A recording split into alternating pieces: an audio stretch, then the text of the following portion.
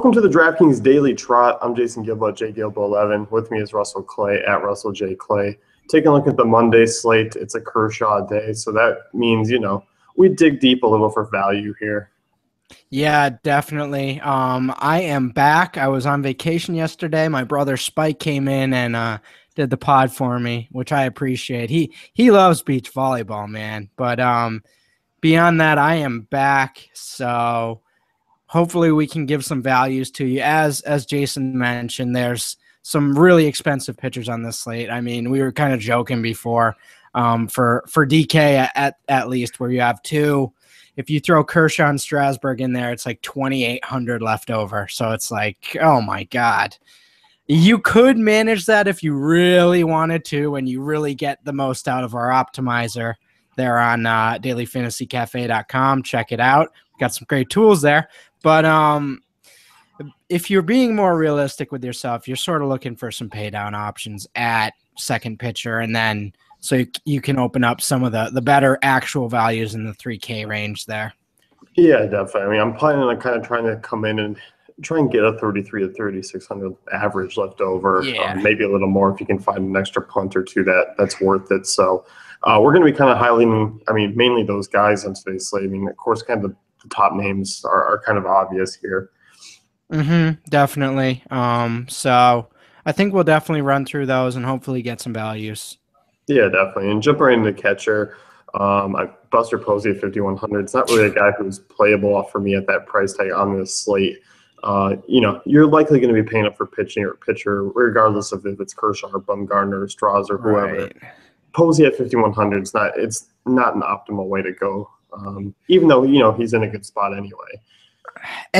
And I always want to play him to be more contrarian based on my thinking, but it always seems like he at least gets 8 to 10% no matter what. It just seems like people are willing to just throw him out there no matter what. So it's not like you're really being different if you throw him in there. It's not like you're getting that huge advantage because there's always going to be people with him. So I don't really see him as a viable option, especially with you pretty much have to pay up for one of those guys up there at pitcher. So I don't really see Posey as a viable play. No, I don't either. I mean, he has 8 homers on the season. None in the last 10 games. Yeah. If you're paying over 5K, you want that home run upside and that big 20-plus point upside. And Posey really hasn't shown that a ton this season. Yeah, and it's not that he's bad, but and he's obviously the best at his position, but it's just not worth it, Yeah, definitely not. And spinning down here, two guys at 3,600, Matt Wieters, Evan Gattis in decent spots. But Wieters, big day on Sunday. Evan Gattis, a big day as well. Those two are kind of in the better spots, and that's a more reasonable price tag for paying up at a catcher spot. Yeah, you definitely like the Holland, Chassin sort of pitcher grouping there between those two. So you definitely like that, where they are hitting in the order, sort of how they've been hitting lately. So I do like that at 3,600. I think that's about as high as I'm going, though. Yeah, I definitely agree. And Seattle, you're looking at them as one of the top offenses today against Pelfrey. Chris Iannetta, 3,400, not a bad price tag. We usually use him against left-handers, but you look at the way Pelfrey's pitched. You're kind of taking a look at most of those Seattle bats, high price and value.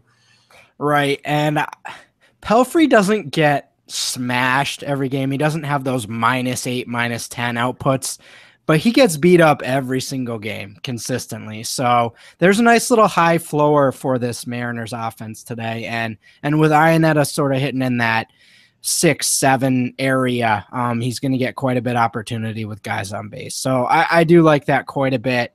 And it's a pretty reasonable price. So yeah, I'm definitely in on that. Yeah, definitely. And I think the only other two cheap options, it's just going to depend on who's behind the dish for Texas there. Could be Chirinos, and he's probably the guy at 3,100. You'll get Gossman been hit hard by right-handed pitching. Going back to last year, 362 WOBA allowed, 2.12 home runs per 9. Friendly ballpark, that price tag, I think you can kind of chug him in and just kind of hope for a homer or, at least a hit or two. Yeah, for sure. I like that call. Obviously he's had two of the huge games, and almost tournament winners. If you played him as that pure punt last week, obviously the price is going up, but another good matchup here. So I definitely like that. And then I believe Christian Vasquez is going to be behind for Boston. So 2,800 there. I mean, I think he's sort of a throw in. You're not too afraid of Gonzalez at this stage. No, definitely not. Gonzalez, one of the poorer pitchers on the slate, and even Mhm. Vasquez down low. I mean, I think we're looking at these Seattle teams, and you can really look 6 through 9 with both these teams just because of how deep they can go, and the amount of at bats that they should actually put up for those back end guys. Right, definitely. So, first base here, and I mean, like we mentioned, I mean, this Boston Seattle lineup are pretty obvious spots here, and Ortiz, 5,500 against Gonzalez. I mean, It's a juicy one for sure. oh yeah, um, it's a great spot for him. So I'm not going to tell you not to play him. Boston stack's always in play. It's just how conceivable is it with paying up for a pitcher? So if you can find a few guys for 2K, I'm all for throwing those Red Sox in there for sure. yeah. I mean, me too. And I think going back to Posey, I mean, this is a guy you pay up for over 5K for. You're not doing it behind the dish with a catcher and a guy who doesn't really have a bunch of home run upside. Right. And I mean, obviously he's had 2 in the last 3 games, but we've seen stretches in his career and recently where that doesn't really matter or come into play here. So I wouldn't be surprised if he gets another one there. Another great matchup. So I just keep it rolling. I do like him over Rizzo by the slightest of margins, even with the 500 discount. But that's relatively close. Yeah, I definitely agree. And kind of spinning down kind of to a closer range. I mean, both in that same tier there. I mean, Hanley Ramirez, Adam Lind, both at 4,200 in really good spots. Those are two guys I don't mind. I mean, Hanley, yes, he hasn't been great. I mean, he's shown a little bit of resurgence here the last couple of games, but overall, you're going to kind of have to spin down somewhere. And I think Hanley, you're still getting exposure to the Sox. Lind, you're still getting exposure to Seattle. And those are two kind of tier 2 pricing guys you can do that with. Yeah, and Lind has been frisky this year. So I mean, in good matchups, he's done well. He gets another weak righty. So you're definitely looking at that. And as you mentioned, Seattle's an elite stacking offense tomorrow. So any shares of that offense, we've seen it all the time where sometimes that lineup goes off, but it's still not necessarily the stars that do it. It's some of the perceived weaker bats. So yeah, I think they're going to get to Pelfrey, and Lind might be an interesting way to go about getting exposure. Yeah, definitely. And kind of going down lower, I mean, there's not really a ton that you can look at. I mean, you look at guys here. I mean, I'm curious about the Rays. I mean, Tomlin's a guy. I mean, you just if you're browsing through box scores and you just say, oh, Tomlin 8-1, mid-3s ERA, he's been good this year. He really hasn't. He really has. And I'm waiting for that big blowout game, that big regression game to come. And it could against a Rays team that's, they've been up and down all year. So I don't mind taking shots at them in GPPs because I think they are going to be fairly low owned. Yeah, no, I'm with you. That regression game's definitely coming at some point.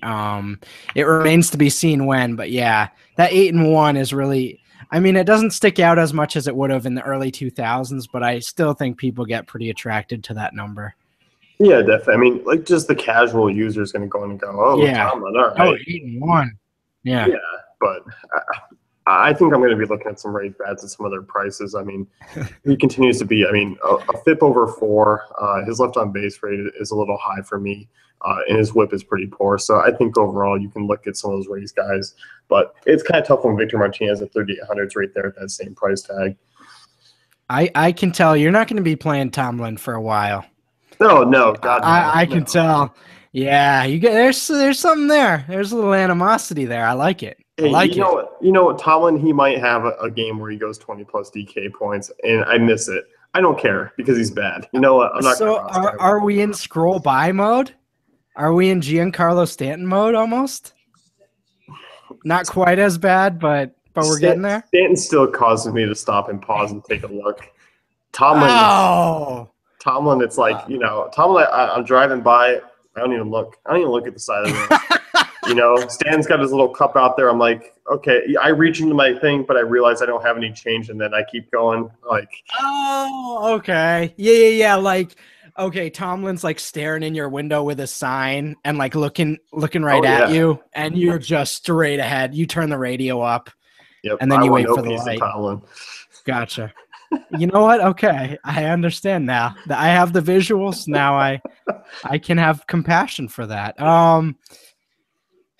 I don't know what to do with John Lackey. I think he's good again. He's been good. He's been good all season. But a part of me, I live in Mass, so I lived through the chicken and beer era, and I don't know. Like, I just assume every time I see him, like, okay, I want to target him, but he's good. So I don't think we're throwing any Cardinals bats out there. Obviously, talking about Matt Adams at first, but I don't think I'll be going at him with any Cardinals bats today. Yeah, I mean, I think it'd be really contrarian to do so. But some of their price tags are intriguing, like you mentioned, the Matt Adams, and it kind of fits on the slate. You were just kind of wishing it would be up against a pitcher that doesn't really have big blow-up potential. Mm-hmm. So yeah. Too bad. Looking at second base here. Yeah. Second base. Yeah, second base. All right, second base. Second base, I mean, once again, I think if you're paying up, it's going to be for Cano against Pelfrey. But once again, I mean, 5K guys are kind of not optimal on the slate, especially if you're going multiple. And I think I still prefer Ortiz, if any, over pretty much anyone over 5K. Well, I think you should just go like Cano, Ortiz, Kershaw, and like Strasburg, and then I think you'll have a pretty good lineup. Figure it out. Figure it out after that. I think you should just try to throw them in there anyway, and just see what works. Man.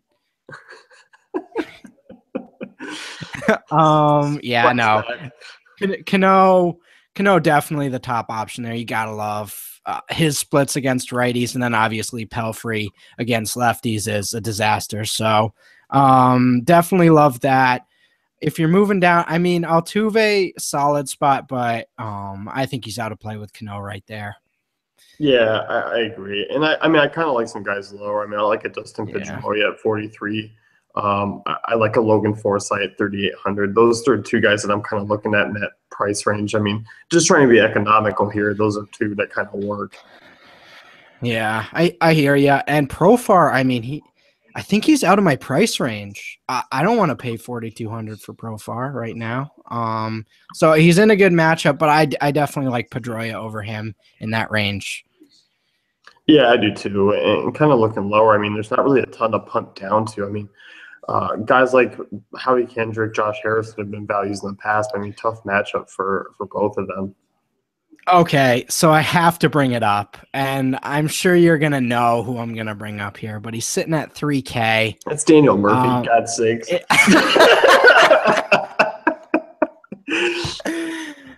I know you can't play him against Kershaw. I know that. But I just want to look at Daniel Murphy at 3K for a second. So we should have a moment of silence.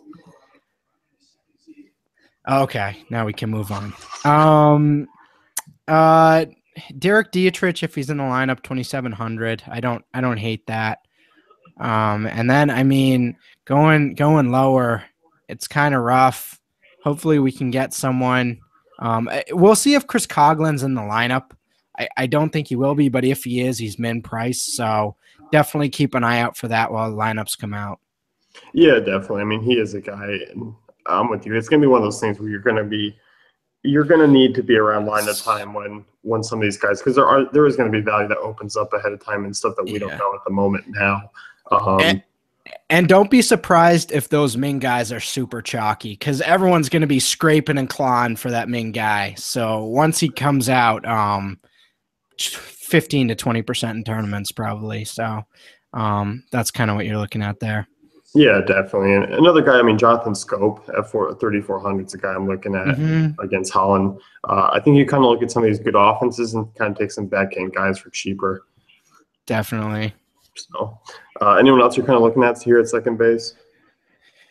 If Danny Worth's in there, I mean, he's been chugging along. I like him, but I like Scope more. Yeah, I do too. Third base here, and you got Manny Machado serving the suspension. You got Chris Bryant, guys like Evan Longoria, Seager. I mean, kind of in good spots there. Also, kind of pricey. Seager is probably my preferred play just because of how bad Pelfrey's been. But I mean, Arenado at 4,600 is not bad either.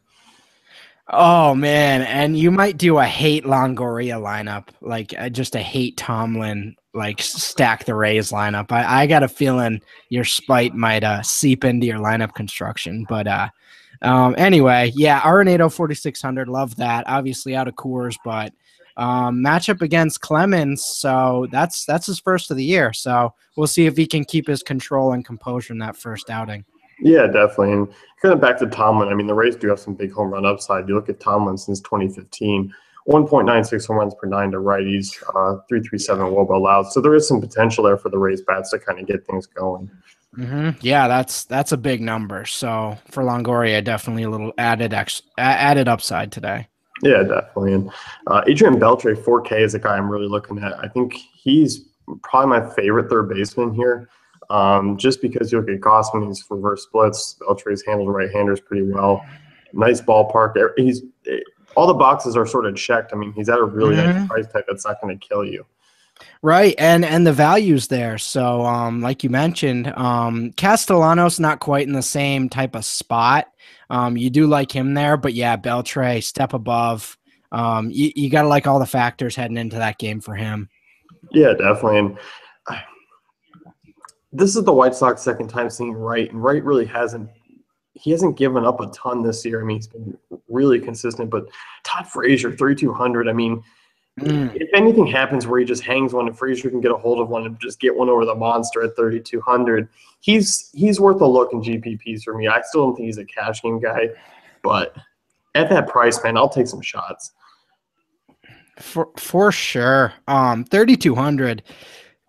He's kind of like if Prince Fielder actually hit home runs. That's kind of what Todd Frazier has been this year. I mean, he's already obviously got the 19 homers, but he's hovering around that 200 marker. But again, if he has that much power, he gets a hold of one. It's not like Wright's throwing 100 out there. So he does have crazy movement, but yeah, that's definitely a worthy gamble there. And I mean, I don't know. Bays, I like him. I think Beltre is a better value, and I think you can just jump down to Frazier. But I think Javier Bays in play at 3,800. Yeah, I mean, he's been crushing lefties, and I like him. I mean, he's got big time upside as well. I don't mind the matchup, and yeah, I'm kind of with you. I think Beltre being just 200 more is a little bit. Yeah. But if you are being picky and you need kind of some extra cash, I mean, he's still a reliable option there. Definitely. So, anyone else you're looking at? Not especially. Again, a lot of these good matchups are the reasons why these guys are below 3K. You just see a lot of Kershaw, Bumgarner down there, so I'm not really venturing down there. Yeah, definitely. And kind of looking at shortstop now. The one thing about Bays, you got 3,800 is you can use him at shortstop, which is nice. Right. Yeah, you could potentially combine him with Beltre if you were feeling frisky for sure. Yeah, definitely. And kind of look at some other guys. I mean, can Tim Anderson hit a curve, or can he hit a knuckleball at 3,300? I'd be willing to find out, right? Hey, I think so. I mean, you could look at these White Sox stats. Yeah, you could get super weird with the White Sox, and I'm totally okay with it. You probably don't want to stack, but I think you can like sprinkle in a Tim Anderson, a Frazier. I think that's legit. Maybe even an Abreu too, because Wright's been awesome. And you're actually the one that kind of led me on to him before I was fully on board. But yeah, I mean, crazy movement. But I think it's worthy of some pump plays there. Yeah, definitely. And Wright's reached a level as far as salary wise that I don't find myself comfortable taking him anymore. Mm-hmm. I mean, that's kind of happened. I mean, over the last couple of starts, that 11K price tag, it's just been like I kind of stay away from both sides as far as I don't expect a ton from the hitters, but there is still some up if he misses and his knuckleball's not working. So it's definitely a high risk, high reward. The only problem with Wright is in tournaments, it seems like people just haven't gotten on board. And we already talked about this. But I mean, if he's 10%, 5%, I don't know. I'd be thinking about it. But either way, tough on this slate to get him in. But anyway, back to short here. I mean, again, Rangers bats, Elvis Andrus at 3,800. I'm okay with. Correa against Chassin. Again, I think the top of that Astros lineup is once again in play.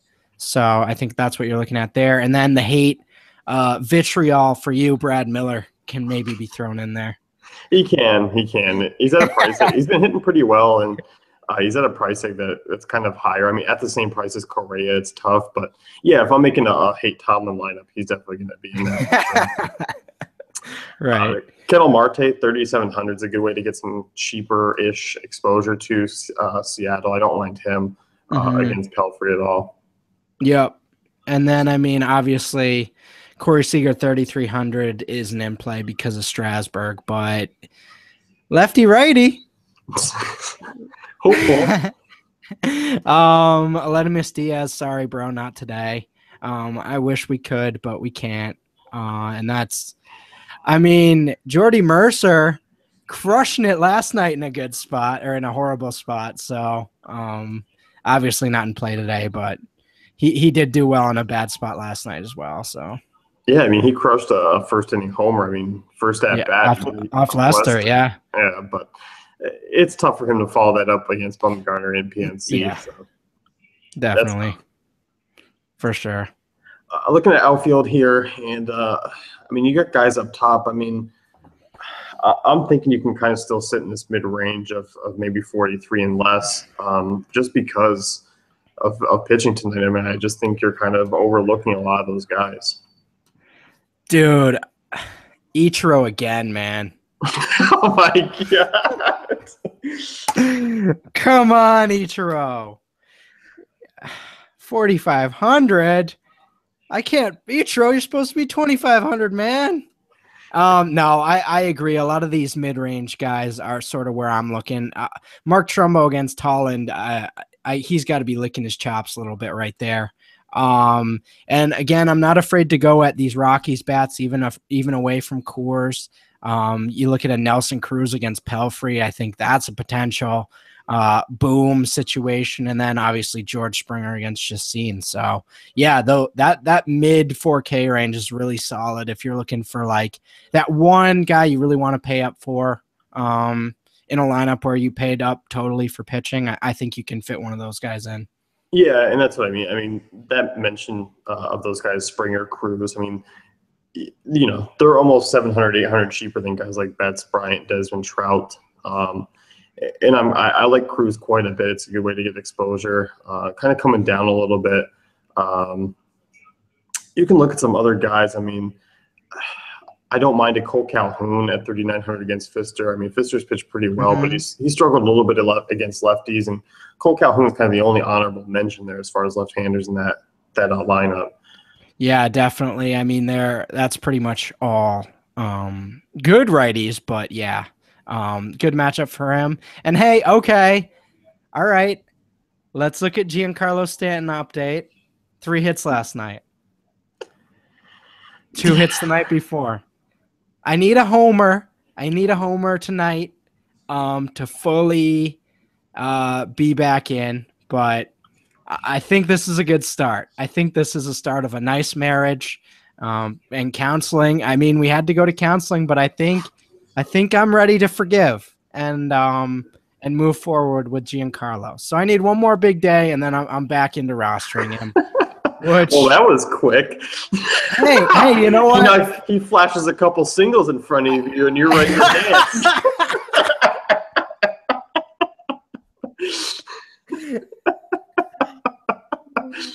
Man.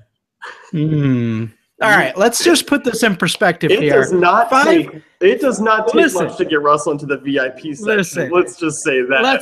Let's be honest, it doesn't. But in terms of him, when was the last time?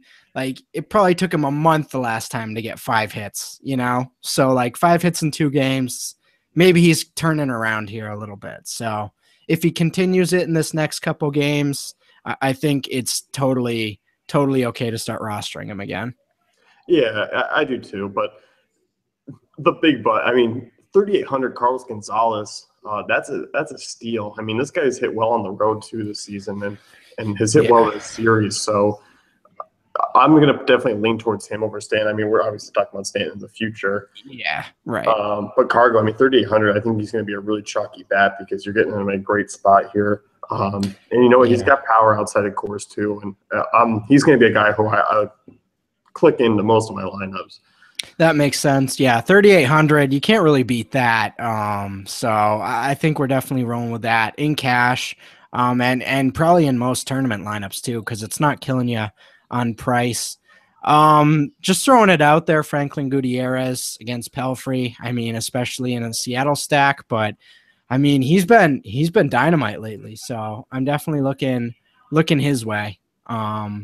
Again. Yeah, definitely. And kind of these Texas bats. I mean, you could look at Shin-Soo Choo at 37, not a bad price. Nomar Mazara homer yesterday at 3,300. Those are intriguing Texas bats. I think you can get some good exposure to there. Definitely. So outside of that, I'm trying to look down low. You got a lot of guys in tough spots. Yeah, usually 3K. Or usually there's a Cardinals bat you want to throw in there, but they're not really in play, so that's kind of dragging you down a little bit. But like you mentioned, Mazar at 3,300 is really nice value, and that's it's kind of gross. Yeah, it really is. You're looking at a lot of those guys, and they're just not in good spots.